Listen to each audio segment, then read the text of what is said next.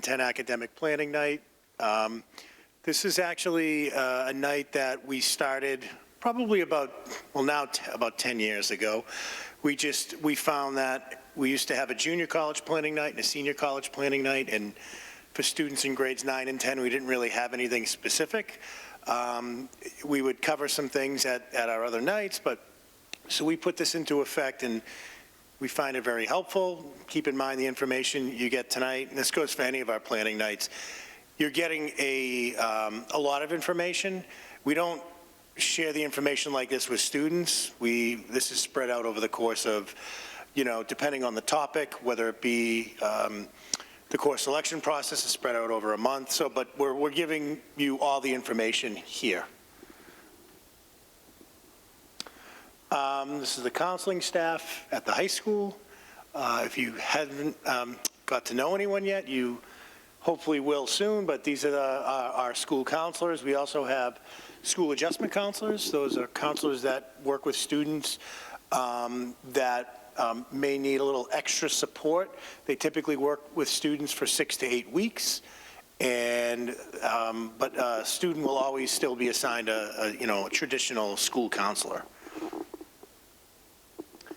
And then we have 2 secretaries in the office. Teresa Kavanaugh handles all the transcripts. So we're going to cover transcripts tonight, actually, what they are and how they function. But Mrs. Kavanaugh handles those. We process quite a few. It's not the way it used to be with the, printing them and stamping them. Now it's all digital. There are still, believe it or not, some agencies that will want a hard copy. Our transcripts at our high school, believe it or not, go back about 70 or 80 years. So we still have academic records requests, believe it or not, years later. And then Mrs. Johns also works in our office. So tonight and Molly, I'm using the mic because BCAT's recording it, otherwise, this is what we're gonna try to cover. Well, we will cover tonight academic planning, Naviance, it's our college software program, career exploration, some college basics, a couple of slides about stress and anxiety, and then we'll answer questions. So at the high school, since we are not classroom teachers, we follow something called a developmental model. Whereas teachers are following a curriculum, we follow a developmental model, and the idea really is each grade level. As you can see, there's kind of an overarching theme, and we develop activities and base a lot of the things that we do with these particular themes. And I think they probably make a lot of sense. This is in alignment with what the Massachusetts Department of Education expects from school counseling departments. And so we are in line with that. So grade 9 and 10, it's a couple of years where students really, are still trying to figure out maybe what their next steps are, whether it be college, career, those types of things. And so we really ask students to start to kind of figure out and define where you want to go and what you want to do. Again, it's hard for students to come up with the actual answer, but our hope is through some activities that we do with students over the course of a couple of years, we help them start to kind of solidify that. And so through meeting with counselors, through our new program called Naviance, we plan to offer different activities to allow students to start to think about these things. These assessments can help students identify strengths and weaknesses, decide whether or not you're college bound. Burlington High School, as you know, we have probably about 85 to 90% of our students that go off to either 2 or 4 year colleges, but we do have students that go into the trades. Believe it or not, we have students that go into the military or directly into the workforce. So we need to start to define that, right? What are our plans in the future? And then college major. We all know students go off to college and majors change, but is there an area of interest or a potential major that a student would consider? Career interest as well. And I know students, get a lot of feedback from parents, family members, things like that on future careers, right? But we want to try to, our goal really is to develop some activities along the way to help them start to really think about that and figure out what they may be interested in the future. And then believe it or not, what do you not want to do? What do you what do you not enjoy? What do you not like to do? So if you don't like to work with numbers, that's a good way to rule out certain types of careers, right? So trying to figure out what you don't want to do. So academic planning, and as you all probably know, we are in the process right now for choosing courses for next year. I think most of our students have a pretty good handle on the sequence of courses at the high school. In the counseling department, we just went into all the freshman health classes. We do this every year. We talk a little bit about all the courses that we offer. We talk about our transcript. We talk about, things around academic planning. And so when we're talking about course planning, if a student is aware of something they may want to get into in the future or a possible major, that might make it a little bit easier to choose some classes, some elective classes, right? We do have students that like to explore all our opportunities, but if a student was, say, interested in majoring in engineering, what are some courses that I would be taking now or for next year to put me in alignment for something along those lines? And then the plan, our academic planner, students have that shared with them. We ask students to take a look at it, to update it when necessary. It's not something that's set in stone. Our graduation requirements, so a full year class at our high school is 5 credits. You can see the different core subject areas and then elective areas that what is required.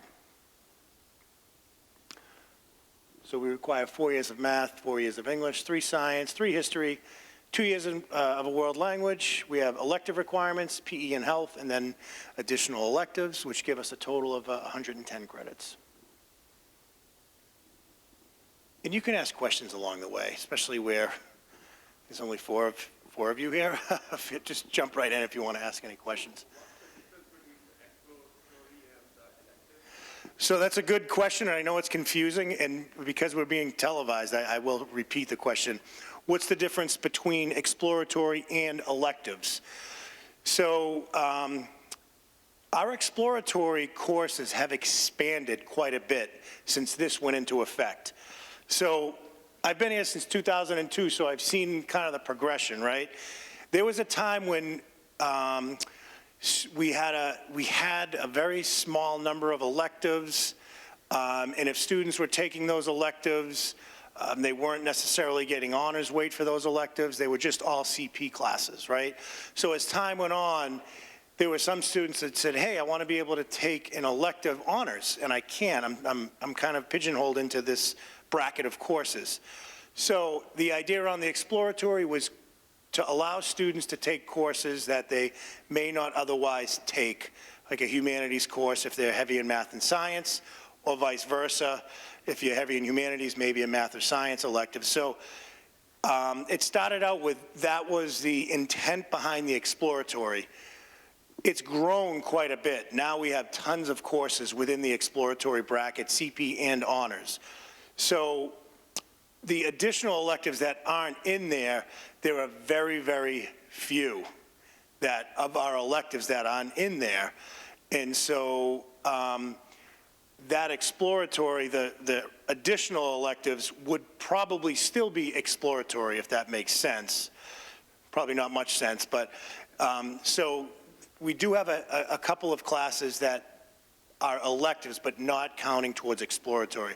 Specifically, some of our history half-year electives wouldn't be considered as an exploratory course. I'm trying to think of some off the top of my head, but we have several half-year electives. What's that? Psychology. It's not considered an exploratory. All right? So if a student was looking to meet the exploratory, they could still take psychology, but it wouldn't count towards the exploratory. The other thing to keep in mind is that the average student graduates with 135 credits. All right? So we have a big cushion in there, as you can see, and that's partly because we have support services in our school, and so students can take some of those support services that aren't credit-bearing and still be able to graduate. So that also allows students to, kind of expand to take the exploratory and the other electives. So that was kind of a long-winded answer.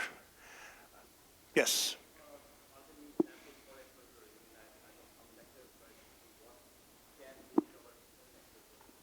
Well, we are I think we're going to come up to that shortly. But in our program of studies, I can tell you, page 15 and 16 will list all the different exploratory classes.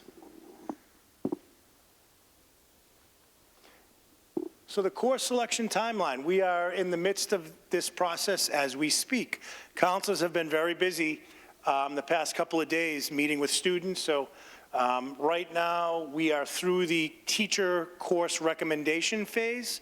So our core academic teachers have made their recommendations for students for next year. So math, history, English, science, and world language teachers have made recommendations for students, whether it be AP, honors, or CP.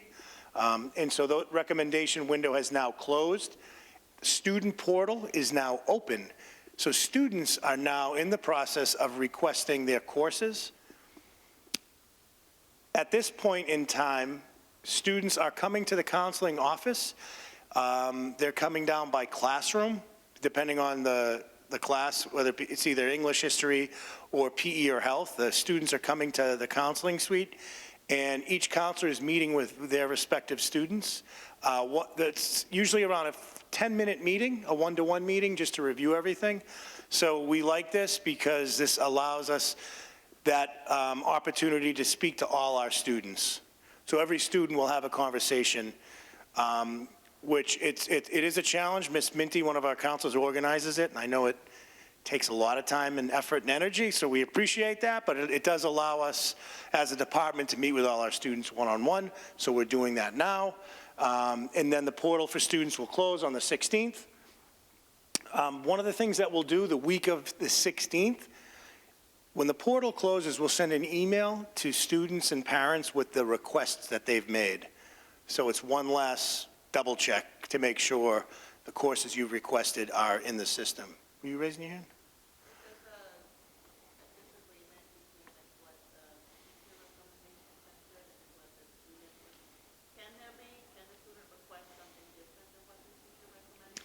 So the question is, can a student make a different recommendation for if it based on what the teacher recommends? And we do have an override process.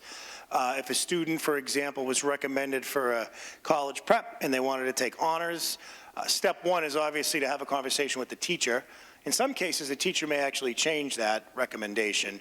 But other cases, if the teacher does not want to do that because they feel it wouldn't be a good fit for the student for whatever reason, obviously, again, student and family want to know what that reason is, and then we would go through what's called an override process. Correct, yep. You cannot override into an advanced placement course. That's a little bit more clear. And then final deadline is the end of March for any final changes. So we like to call, you've probably all heard about dual enrollment. We're now calling it concurrent enrollment. The dual enrollment or concurrent enrollment program allows students to get actual college credit. It's a little bit different than advanced placement. The biggest difference is for the concurrent enrollment, students don't have to necessarily take a test and hit a certain grade on that test in order to get the credit. This is a little bit different in the sense that our teachers are actually adjunct professors at either Middlesex, UMass Boston, or LaSalle, depending on the course. And the student, about a month into school, will have the opportunity to sign up and actually get college credit for the course that they're in. So these are the different courses. The reason we like to point this out now is students may want to sign up for 1, 2, 3 of these courses, so they have some concurrent enrollment courses in their schedule. We're finding now students are really leaving here with whether it be 3 credits, up to 10 credits, 15 credits. That's a pretty big savings. Again, the difference between this and AP is the AP credit is dependent on how you perform on that exam. And then we offer virtual classes as well, and this is typically for students that want to participate in an elective that we don't offer. We have screenwriting, American Sign Language, to just name 2.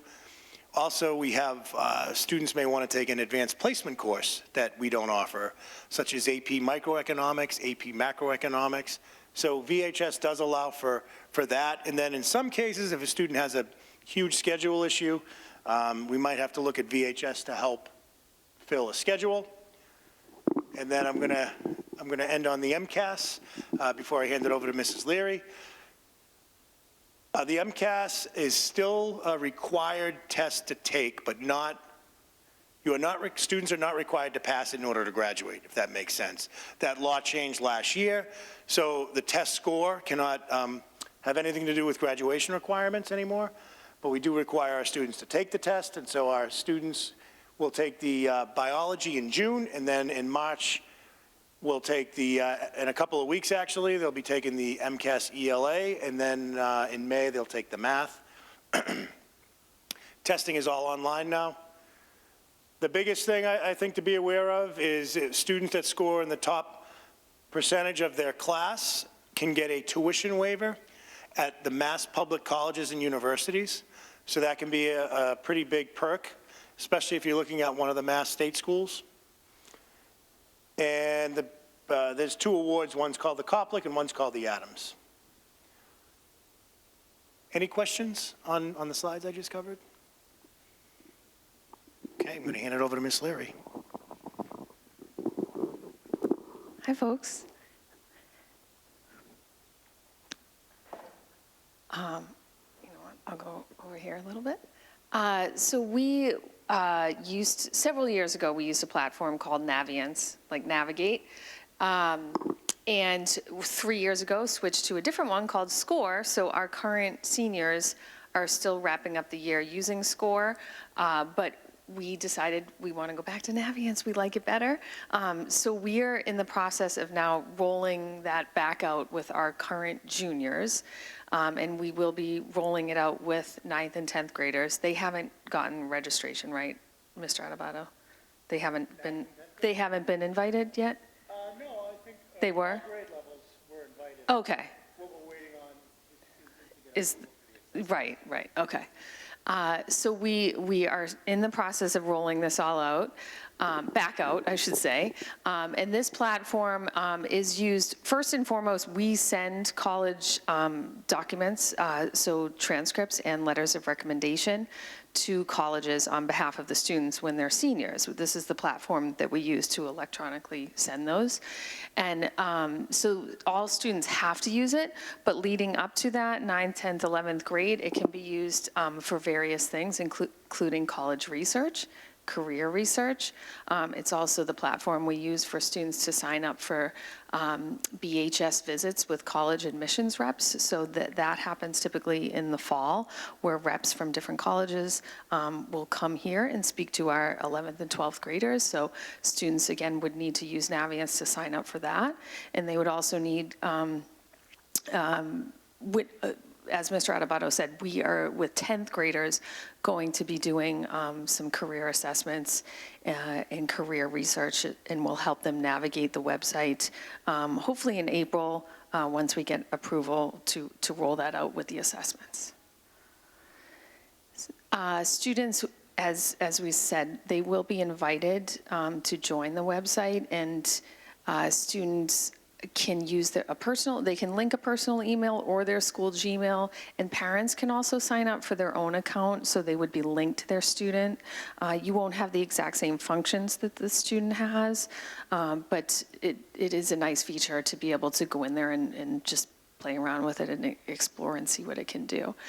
So when they do the career research, there are so many different features. You can see what majors you need, how much education you need for a certain career, what kind of salary you can make, and from there, it helps them in their college search. Okay, now if I'm looking at this type of career, I know I need this education, what colleges offer these majors, and it helps them narrow down their college list as they get to 11th grade.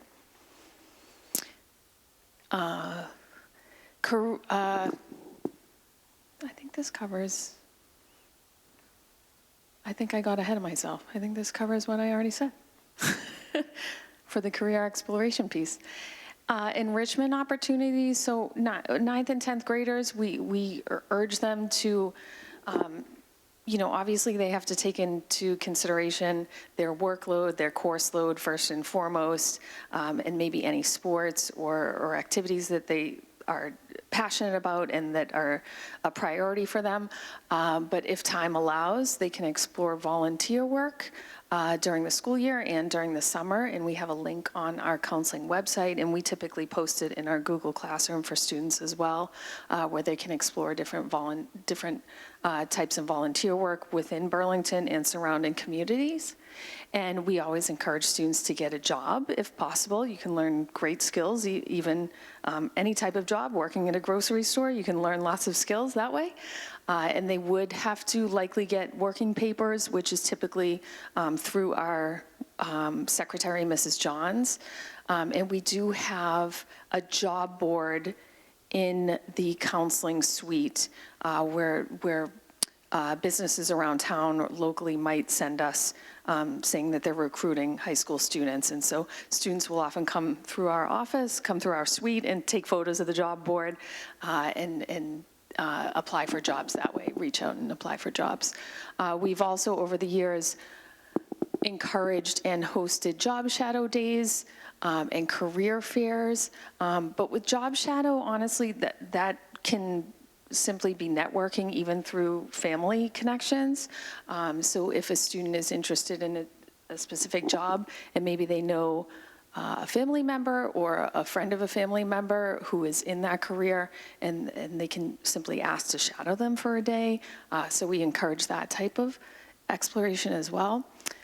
Summer enrichment throughout the year and also summer programs. We're so lucky that we are so close. We're within driving distance to so many great colleges and universities, and a lot of them do have summer programs for high school students. And often that is an application process that you might have to explore as early as January, February, March. But there are lots of enrichment opportunities out there as well. In Navient, specifically, when students log in, there is an option to search for enrichment opportunities as well, and you can filter it based on criteria that you're looking for. Oh yeah, we have Navient sign-up sheets. So if you are interested in a parent account and linking it to your student, you can fill that out tonight and turn it back into us, and we'll get you set up with that. And now Mrs. Murphy. I think I handed everyone a sign-in sheet for Navient if they wanted it. So, okay, I'm going to talk a little bit about college basics. Again, your students are presumably freshmen and sophomores, so we'll be getting into this a little bit more, but we are sort of having some of these discussions or touching upon it lightly when we're talking to them about course selection and the four-year planner. I actually talked to a sophomore today about visiting college campuses. She went with her brother, who is a senior, to visit UVM, UMass Amherst. So, she tagged along. It is a good way to sort of see the campus, and even rule out maybe you don't like a big, brick building. So definitely start that process now to sort of see what you like about each school, even if you just do an informal walkthrough and it's not a formal tour. Games, concerts, shows, or even drive-bys. If you're in the Worcester area for a tournament, a game, something, maybe you go through WPI or Assumption or Clark. So that's also a good way to start to think about what you might be looking for. As Ms. Leary said, Navient and other search sites, obviously the College Board with Big Future or ACT Student, those are two websites that students can use. College Board obviously puts on the PSATs, the SATs, we know that, but they have some search features on there that can be helpful. Virtual tours, this became more popular during COVID. And the ones that we've used on SCORE and Navient too, so those can be helpful. And also, if students use this first, they can say, hey, I actually might want to go tour this school, or they might be able to, again, rule it out based on what they see. College fairs and information sessions. Mr. Adebato, when is the college fair in Reading? Okay, so there's a college fair coming up locally that, it's a good way to sort of visit the different tables or stands, and you might meet a representative that, represents our particular geographical area, and maybe the first person that's going to read your students' applications, so that's a good way to sort of make a connection as well. And then social media, of course, with caution, TikTok, YouTube, but be sure the people that you follow have some credentials. Factors in the admissions process, again, we're going to get into this later on with your students as they continue on in their high school career, but the transcript is definitely the most important part, and we'll show you what a transcript looks like if you haven't seen one yet. Extracurricular activities, those are sports, volunteer activities, music, all things that they do, either clubs inside or outside of school. Letters of recommendation we typically recommend that it's from a teacher from your grade 11 or 12 years, and you get one from your counselor as well. And we start to talk to them about this process. We're talking to our juniors about that now, who they might be interested in, who can sort of speak to their strengths, their affects, and how they are in the class. Demonstrated interest, this is sort of a popular term now. So if, your student is going to visit a school compared to a student from the next town over, how many times did your student visit the campus? Did they connect with an admissions counselor? Are they following them on Twitter? Demonstrated interest does go a long way with some schools, not all. But standardized test scores, a lot of schools are still test optional. Some schools are now coming back around after 6 years out from COVID and requiring test scores, but it is dependent on the school. Okay, the top of the transcript, this is what we send for every student to the schools they're applying to. It's, the information on the left is their personal information, but on the right here is what colleges are sort of looking at, the weighted GPA, the grade point average of everything, pretty much, showing what they've done over the past 4 years. And then the credits, we monitor that. Again, as Mr. Adebato mentioned, students typically graduate with way more credits than is the minimum for graduation. So the colleges are really focusing on this weighted GPA here. And then the bottom, again, this is more just explaining to them our grading system, the grade key, which they see this with every school. Has their own grading system and grading key. They're all pretty similar. And then the course levels are on the left-hand side. We don't have college prep 2 anymore, but that's where the leveling we would explain the leveling.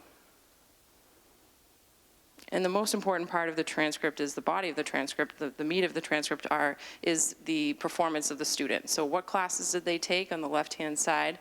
What was the level that they took, and ultimately what was their final grade. So a lot of times kids will say, oh, I got a B- in honors geometry for quarter 2. Well, the colleges aren't going to see that. They're going to see the overall final grade for what they get over the course of the year. So quarters 1, 2, 3, and 4, mid-year, and the final, all lumped into one. So that's what the colleges see. And that's what goes into the grade point average that you saw at the top of the transcript. The total credits are at the bottom right there, but like I said, you see the name of the course, the level, and the final grade that they received. And then of course senior year would be on the bottom right. So this is also in our program of studies, the GPA calculation. You see the mark on the left-hand side, the grade, and then the leveling. So of course AP and concurrent enrollment, formerly dual enrollment. That's the weight there. And then honors and CP, and we just, I think what's going on. We recently went into the freshman health classes, and we explained this to them. So we start talking to them about GPA and weight in freshman year, so they sort of have an idea, and we continue to talk to them about that as well. The school profile, every school in every state has one of these, so it just sort of talks about the community, our contact info, a description of our community, the demographics, the school, our grad requirements, our curriculum, talks about how many AP classes we have on there, plans for graduating seniors. It talks about the schools that students that have graduated from Burlington in the previous year, some schools that they are attending, colleges, the test score information, so the mean SAT scores in the range, the AP range, Specific class information, the highest and the lowest, the mean GPA, like I said, every town has one of these. Then the GPA calculation formula with the range and the weight. Extracurricular activities, and so it's a resume, right? So we talk to students about creating an activity list. We talk to our juniors about this now. Usually what we try to have kids start writing down the activities that they're doing starting in freshman year so they can keep track. If they're doing adopt a class, keep track of your hours there. If you're any volunteers, things you're doing outside of school with your church, or just try to keep track of the things that you're doing now so we can put it together for an activity, what we call an activity list, what we know as a resume, come their junior year. So that's going to be any sort of activities they've done, sports, any honors or awards they've won. We have some students who, are an Eagle Scout. Also work, if they work at Market Basket, that is definitely an extracurricular activity. We want to highlight their accomplishments, their commitment, and of course any leadership opportunities that they have completed, and then keep track of adopted class hours. That's something separate. We talk to them about that in the counseling office. We give them a sheet of paper in the beginning of the year that talks about all the opportunities available, but they're always welcome to come down and talk to us about that. And if they do at least 2 hours per year of volunteer service through Adopt a Class, or 16 total over the course of the 4 years, or if they miss a year, that will enable them to be eligible for some scholarships come senior year. So 2 hours per year, right, Mr. Arbato? Am I saying that right? 2 hours per year, or if they miss one 2 hour per year, they have to do 16 total. Okay. All right. Now, Ms. Minty. All right, so I'm going to continue talking about those other parts of the admission factors, but the reason we're mentioning testing last is because, again, most colleges right now aren't requiring it anymore.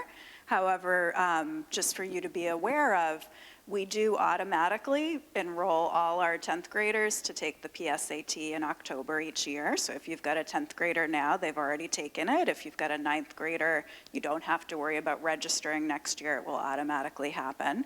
And the school does cover the cost of it, which is very nice too, and it just happens during the school day.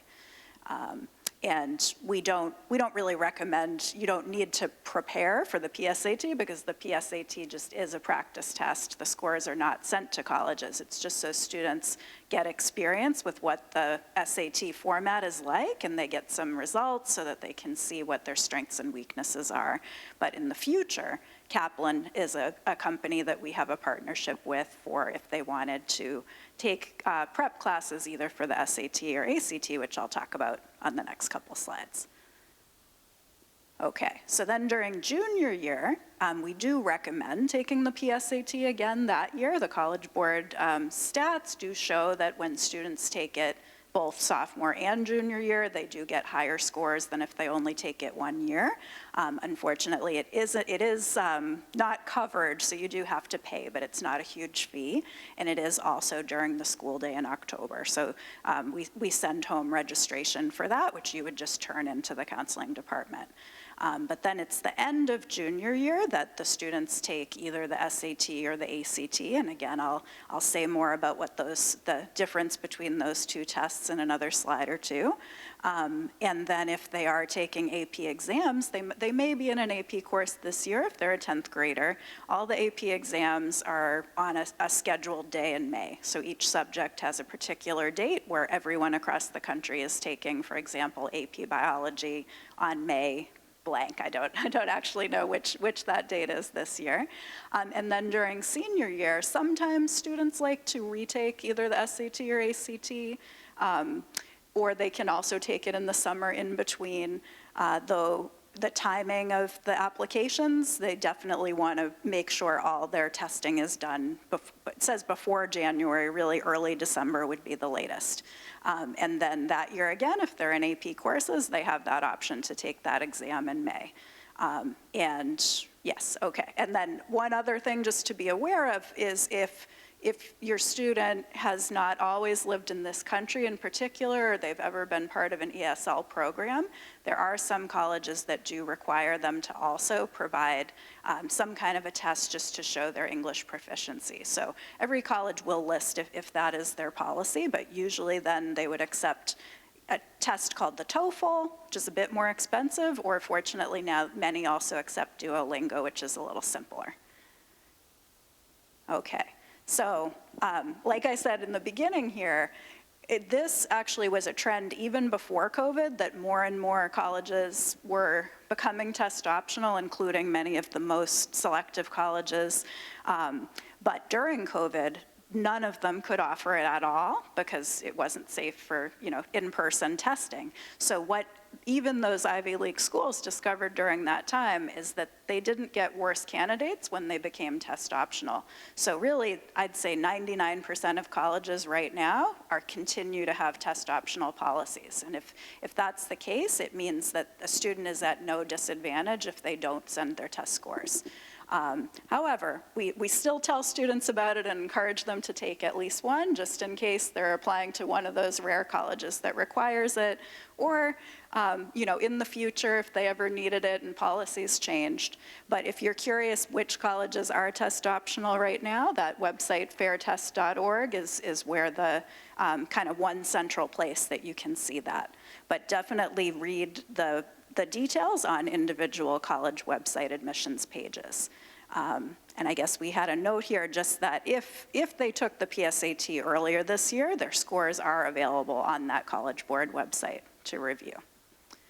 So next slide, I think, is showing just the comparison between the SAT and ACT. So SAT is, colleges have no preference between the two exams, and there are many things that are quite similar about them.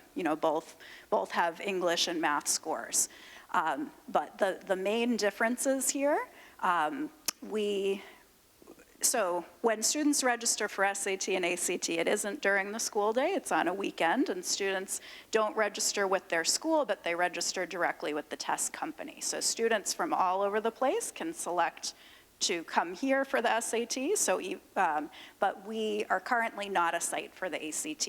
However, there are quite a few nearby high schools that do offer it. In the past, it's been, for example, Woburn and Belmont.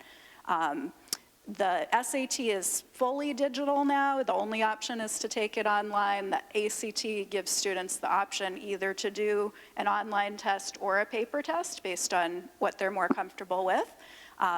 Like I said, both do have a math section, but I guess a key difference is what % of your total score that math section is. So on the SAT, it's half of your total score, but on the ACT, it's just 1/3 of your total score. Then both have a reading and writing section, but on SAT, it's half your total score, and on the ACT, it's 2/3 of your total score. The other big difference is SAT does not include any kind of a science score section, but the ACT, it used to have actually part of the regular test was science. Now it's optional, but they do have that option if science is a strength of theirs, that they could choose to take the science section and then display that score as well. I hesitate to get into the difference about the adaptive scoring here, but if you would like to hear more about that, please do follow up and we'd be happy to explain it. But I think being only in 9th or 10th grade, that's not something to worry about just now. There's no essay on the SAT, and ACT, they do still have an optional essay, is another difference. Okay, so like I say, you don't take these during 9th or 10th grade, but in the end of junior year, the registration for whether you choose SAT or ACT would be directly on their websites. And we will, when we meet with our juniors and we start in February of their junior year, we talk about how to register and when to register, and definitely recommend that they take one of those tests by the end of that year. And again, that they would finish their test plan by the fall of senior year. This is something I definitely want to really stress is the next bullet there about fee waivers. So if in the past, this is another change that happened as a result of COVID. There's an application that students would fill out to qualify for free or reduced lunch in school. And for the past couple years, lunch and breakfast are just free for all students. So we're finding less parents are filling that application out.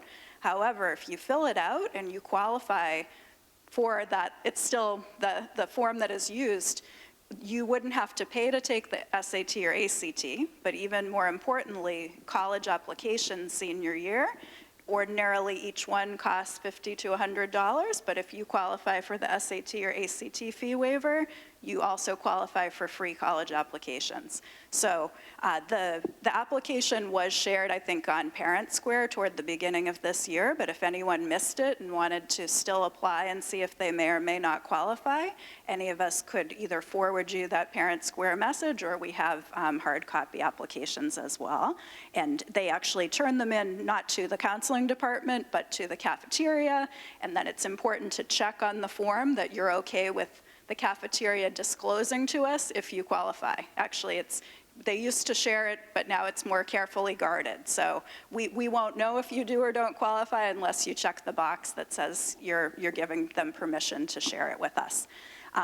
Test prep, there's all different ways to prepare for the SAT or ACT, and doing individual prep on your own is just as effective as the classes if you set the time aside for it. However, if your preferred learning method is to take a formal class and have a scheduled time to do it, we do have a partnership with Kaplan so that students pay several $100s less than they would if we didn't have that partnership. But that information about that goes out in January of junior year.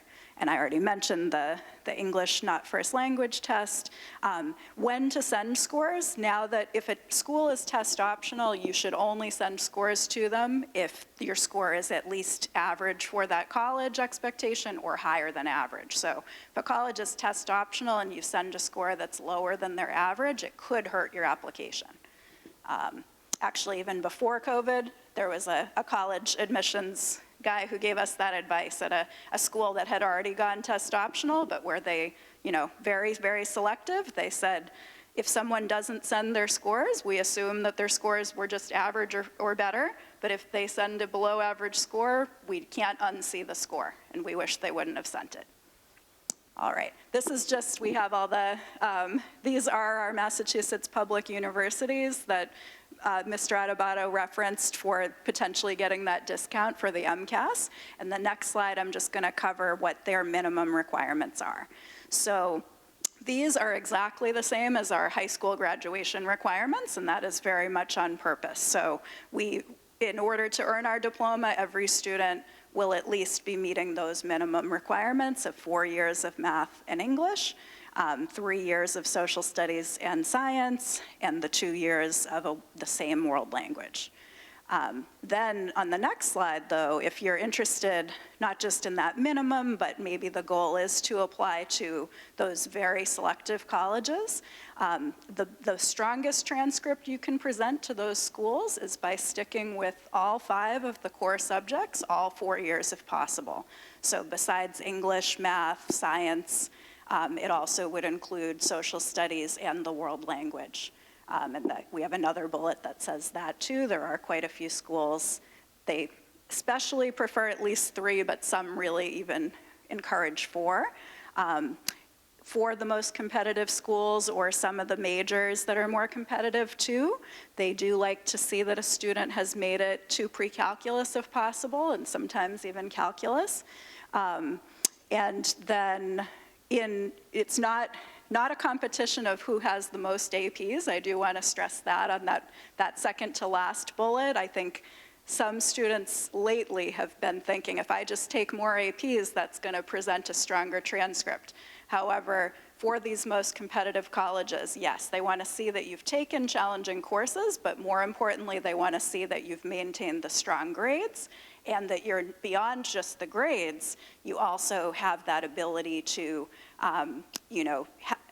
truly put the time into those classes so that your teachers are going to write really glowing recommendation letters for you, so that you're going to be able to really talk in depth about what you've learned and not not just be rushing to get by, and you have the time to invest in those extracurricular activities as well. So my students who've been most successful at applying to more competitive colleges usually do have some APs, but they don't necessarily have the most APs. They have a good balance so that they have the ability to maintain strong grades and truly apply themselves to all these areas. But again, for individual college requirements, always do look on their website. Sometimes they will tell you specifically, here are the number of years we do recommend for world language, for example, or some colleges require a finer performing art class in high school in order, like the University of California system. So it's early, but it's good that it's early. You know, you're in 9th and 10th grade. If there are particular colleges where you're potentially interested in applying in the future, it would be a good idea to look on their admission page and see what are those courses that would be most important to them. All right, and this is really just for the top athletes, but if your student is at an very high level on their team, where their coach is saying, I think they may be competitive in the future for being recruited for a Division I or II college, playing a particular sport, they have to apply through the NCAA organization in order to be eligible to play, Division I football, for example. So that is the website. And it is recommended that during sophomore year is when they go to that website and create a profile. Really, what the NCAA does in order to qualify them is mainly just to make sure that they're a decent student as well as being a great athlete. So they only focus on core courses, and they use a different GPA calculation than we do. It's only every A is 4.0, whether it's A minus or not. Any B, if it's B plus, is 3.0. It doesn't matter what the level. But that would be something to look into only for Division I or II. It's not required for Division III or other varsity sports. And then lastly, before I pass it back to Mr. Adebato, mostly this slide is a review of everything we've already said here. First of all, just what can we be focusing on right now? Definitely actively talking with those teachers about if you are wondering why they recommended a certain level or what course sequence they would recommend for the future, they have the best advice about that. Then talking with us is more about that bigger picture of what's the best balance for them, or we have a good idea about the future sequences as well. Again, you can review those PSAT results, start exploring on Naviance the career and college research, beginning to check out colleges and trying, again, this is the other reason not to overload with too many classes where you're in over your head, so that you do have time, I say you, again, this is the student, to not only be focusing on academics, but also just to be figuring out what they do and don't enjoy and beginning to develop some of those skills to make it beyond high school. And when it comes to activities, it's better to really invest yourself in a smaller number of activities than to spread yourself too thin with a longer list of activities. And so 9th grade is a great time to just explore, try things out and see what you like, but I would recommend during 10th grade trying to pare that list down so that you can really get more deeply involved in a smaller number of things. And I'm gonna pass it back to Mr. Adebato for our closing. Okay, and one of the good things too about Naviance is it does have a section that lists some volunteer work too. So once students kind of get acclimated to that program, they'll have the ability to do some research. So this is just one slide on stress and anxiety. You're not going to be able to see it there. You just have to, it's all right, no worries. Obviously I think this is a time when students can get very stressed out. And stress can be a very good thing too. It can help students focus. It can help students kind of push forward a little bit, but at the same time, our department tries to keep an eye on this as well. But if it's beyond anything that is, the normal level, or if you as a parent get very concerned, we ask that you please, reach out to us and let us know, because we do see that the anxiety levels rising a little bit in junior, particularly the beginning of senior year. I think there's some stress around that. Students are in their 12th year of their education, and so they're starting to make some decisions. But, I think as adults, it's easy for us to say, you'll be fine, you'll get through it. But I think where they're kind of in the moment, sometimes I think, being aware of that is an important piece. Plus, everyone's asking them what their plans are, and they're getting it from a lot of angles. So, we just want to make sure that students know kind of what the steps they would need to take, or parents, in terms of reaching out to support, either with our staff or outside support. And then we like to just, there's Scooter. That was our first school service dog a long time ago. Scooter is retired, living the retired life now, with our director of special ed, actually. So that is definitely, Scooter was definitely stress relief for a lot of students. He was a trendsetter, and then we've had many service dogs since then. So supports at Burlington High School, certainly school counselor, students have access to that. We work with a lot of outside agencies. Not sure if you're aware, Interface is a free service for Burlington residents of any age that you can call. I've had some experience with this with some students and parents as well. You do an intake over the phone, and you give them some parameters in terms of what you're looking for in terms of counseling support, and they will find a counselor in the area and set you up with that. Again, that's free for any Burlington family. And then, not sure if you're aware, Burlington Youth and Family Services, they're, are they still up at the rec center, or have they moved? They're still okay. They're an actual department in town, and they are staffed with several counselors. And families can access that for very reasonably priced, because you live in town and pay taxes in town. You have access to that. I think at the most you may have to pay up to $20. And then we're lucky we have Leahy Clinic in town. And in terms of mental health supports, they work with the school as well, but they have some supports as well.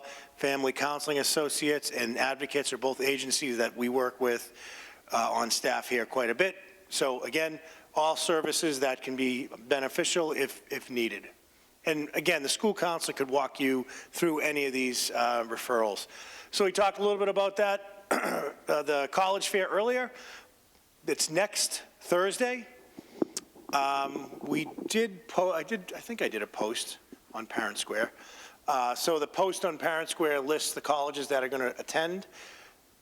It's usually very well attended. We do co-sponsor at Burlington High School with other Middlesex League schools. It's kind of a standard college fair. Colleges are set up in a big gym, and there are tables. College reps are there talking to students. I think no matter the grade level, I think it's a good experience for any student.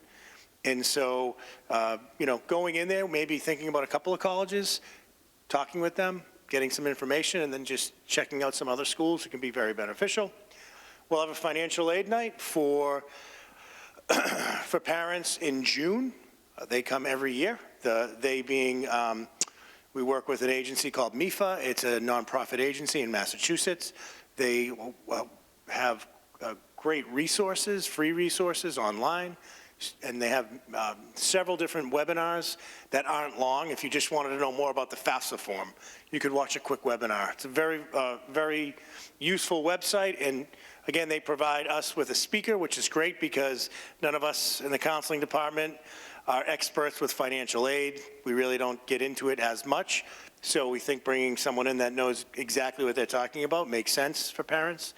And then junior college planning night, fast forward for those that are, I don't know what grade level, I didn't ask what grade level parents are, but we just actually had this a couple weeks ago, and it's specific for junior students and parents. So we'll offer that every year. It's in February. So that wraps it up. Tonight we have in the back, or I don't know if you grabbed it, we have two documents. One, evaluation form. Only 5 parents here, but.